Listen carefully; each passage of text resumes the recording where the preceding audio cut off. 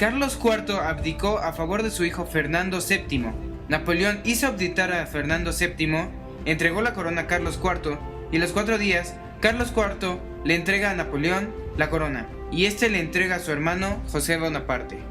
México, que en gran medida representaba a los criollos, decidió pedir el 15 de julio al virrey José de Iturrigaray que asumiera el control directo del gobierno en nombre de Fernando VII, reconociera la soberanía de la nación y que convocara una asamblea representativa de las ciudades de la Nueva España, lo cual constituía la creación de un gobierno autónomo tras 3 siglos de absolutismo. Habían 2 bandos, el absolutista y el autonomista. El absolutista quería deponer al virrey porque estaba a favor de los autonomistas.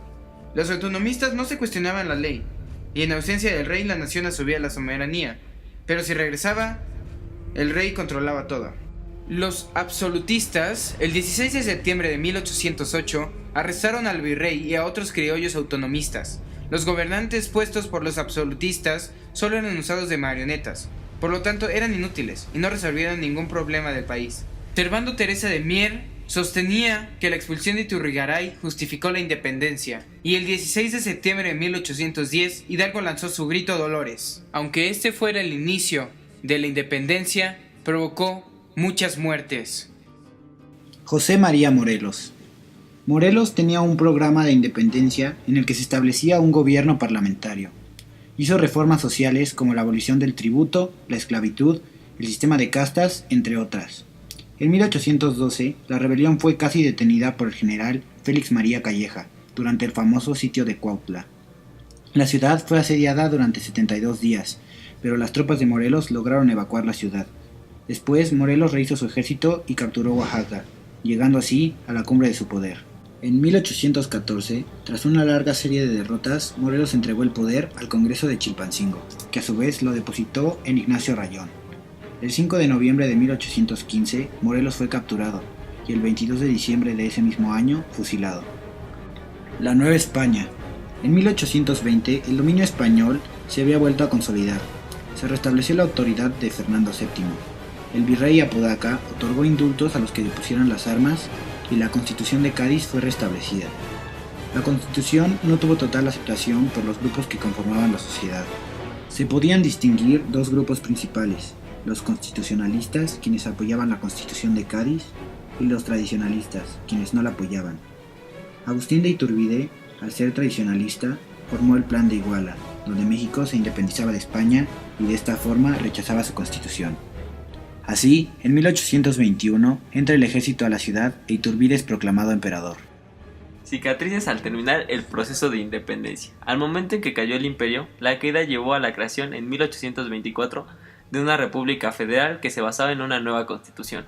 El país entró en crisis, hubo 600,000 personas muertas y disminuyó el consumo de alimentos, entre muchas cosas más. Pero muy pronto, las importaciones europeas y estadounidenses llenaron el vacío que había dejado a los españoles. Ocurrió en México y en Centroamérica pérdida de confianza e inseguridad e incertidumbre. También proliferó el militarismo incontrolado. Triunvirato provisional. El 19 de marzo de 1823, el emperador abdicó. Entonces el Congreso, al verse inmerso en este grave caso, convocó un triunvirato provisional formado por Guadalupe Victoria, Pedro Celestino Negrete y Nicolás Bravo. El Congreso también anuló el 8 de abril de 1823 el Plan de Iguala y el Plan de Córdoba. Divisiones post-independencia. Los centralistas eran el antiguo sostén de un imperio mexica dirigido por un príncipe europeo. También tenían un régimen fuerte y centralizado. Los federalistas eran republicanos que se opusieron a Iturbe. Querían que la nación estuviera comandada como en Estados Unidos. La Constitución de 1824. En esta etapa podemos saber que se dividió en 19 estados, cuando el poder nacional dejó de estar al mando de un virrey y comenzó a estar al mando del ejército. El ejército se convirtió en el árbitro del poder de la nueva nación. Liberalismo. José María Álvarez Mora justificó el desmantelamiento de la propiedad de la Iglesia y el fortalecimiento de la propiedad privada en la esencia de la ideología liberal y anticlerical. La Ilustración, a mediados del siglo XVIII, tuvo una visión secularizada del mundo, rechazando la tradición y resaltando los valores positivistas, siendo más que una escuela de filosofía, una actitud vital. Consideraban que la razón lo podía todo, que la cultura solo ataba y retrocedía el progreso que es la ilustración. Igualaban la felicidad del hombre con la medida en que se perfecciona a sí mismo. La ilustración encontró su concentración en el enciclopedismo francés del siglo XVIII, liderado por Diderot, en la que pretendía reunir todo el conocimiento humano, convirtiéndose en el fundamento ideológico de todas las revoluciones burguesas de la época moderna.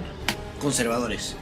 La Europa medieval alcanzó una unidad espiritual en el siglo XIII con la escolástica, gracias al pensamiento de Tomás de Aquino. En el siglo XIV surgen escuelas que hacen decaer la escolástica, rompiendo la unidad europea, que estaba centrada por la reforma protestante de Lutero y de Calvino. Escuelas como el nominalismo voluntarista y la escuela de derecho natural laico, influidas por el protestantismo.